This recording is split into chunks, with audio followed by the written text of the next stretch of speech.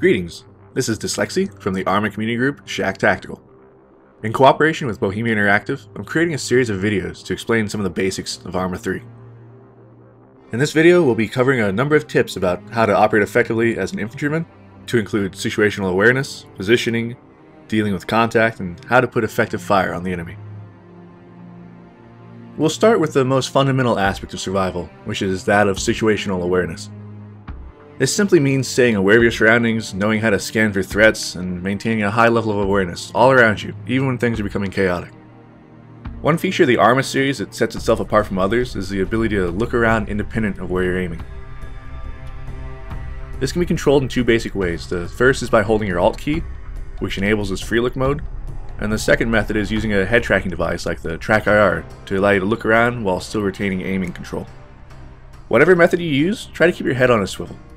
Threats can come unexpectedly from all directions, and when you move, you need to be looking around so that you can react to danger with the shortest possible delay and the greatest understanding of the tactical situation and the movement possibilities that are available to you. Take a look at this scene. What do you see? What should you be looking for first? Think of it from the perspective of cover and concealment.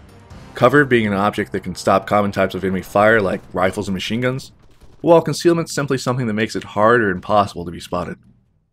The enemy will occupy positions that give them a tactical advantage. They'll gravitate towards cover first and concealment second.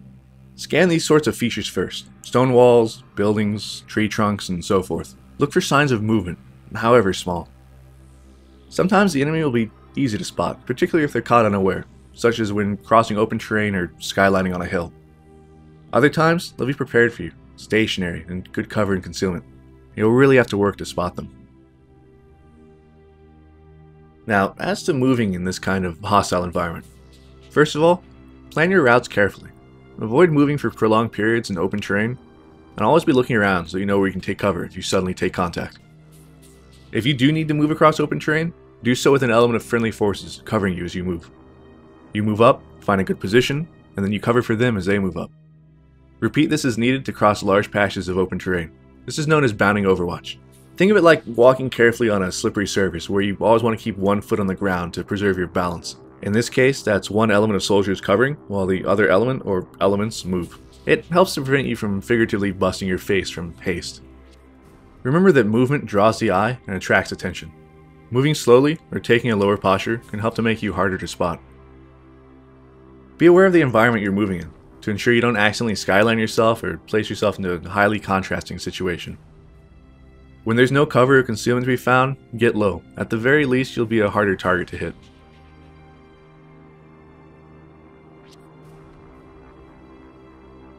Now, none of us really came to Stratus to go on peaceful nature walks. You're going to take enemy contact at some point, and what you do in those first seconds is crucial. What you did prior to that point, your movement techniques and the tactical decisions you made, those set the stage for what you're able to do once the bullets start flying. Make sure you move and make decisions that help to put the odds as high in your favor as possible. Contact happens in two basic forms. Either a soft contact, which is where you see the enemy without them seeing you, or a hard contact, where fire is being exchanged or received. Soft contacts are easy. If you see the enemy before they notice you, make a hasty assessment as to what you'll do about it. If you want to fight, find good ground nearby. It gives you better concealment or cover and has an advantage over the enemy, and use that to ambush them. If you're too small of an element to win a fight, simply use the opportunity to move unseen away from the enemy. Pick your battles and put the odds in your favor whenever possible. The tougher situation is that of hard contacts, where you weren't necessarily expecting a fight. If you suddenly take fire, your priority is to improve your position. The enemy tends to wait until you're vulnerable before shooting at you. Where you're standing when you take fire is a kill zone. You don't want to stay there. Move for nearby cover concealment, and make sure your teammates are doing the same. If able, fire a few hasty shots in the general direction of the enemy, even if you're not quite sure where exactly that is. The fire you're receiving is stressful and disruptive. If you can return the favor to the enemy and make them think they might get hit as well, you'll improve your situation. Once you're in a better position, try to narrow down where the enemy fire is coming from. Look for muzzle flashes and smoke, or if the enemy is using tracers, follow them back to their points of origin. Use the stance adjust feature to expose as little of yourself as possible to enemy fire. And once you've identified their positions, shoot them. Have your buddies shoot them. Things become rather complicated at this point. I've written about this in my tactical guide in a section called The Evolution of a Firefight. I'd recommend reading that if you want more detail. The short version is that when the fighting starts, return fire as you move, find better cover, and once you're settled, begin refining your knowledge of the enemy's situation and engage them as best as possible while you or your team leaders determine the next course of action.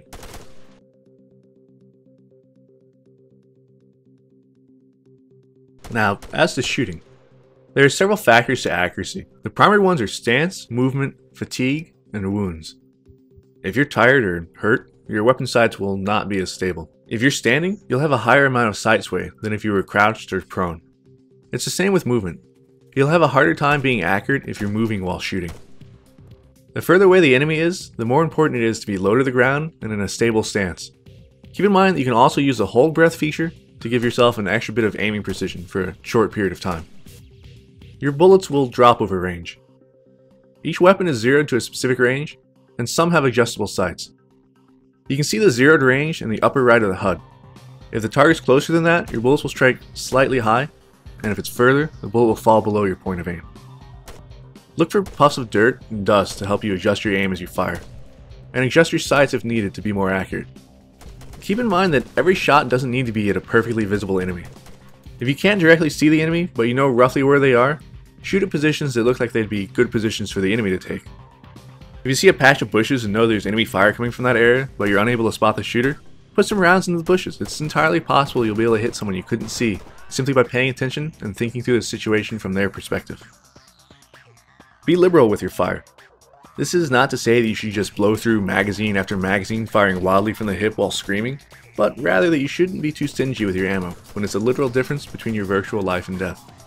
We're infantry after all, not snipers. Our rifles have 30-round magazines so that we can put more fire out and thus have a greater chance of hitting things, not so that we can make 30 single-shot kills. If you're a machine gunner, even better. Those lengthy belts or high-capacity magazines are designed for suppressing and killing the enemy with high volumes of fire. You've got plenty of ammo, spread it around, make sure every enemy gets their fair share. Now, when you can see the enemy clearly, take your time and make more precise shots. When you can't, make up for this lack of knowledge of their precise position with extra bullet volume, so to speak. Whatever happens, make sure you maintain your situational awareness and avoid tunnel vision. Just because you're taking fire from a given position doesn't mean that there aren't other enemy elements trying to flank you. For every enemy you can actually see, assume there are at least 3 others you don't see, and try to anticipate how they'll attack or flank you, and do your best to cover those avenues.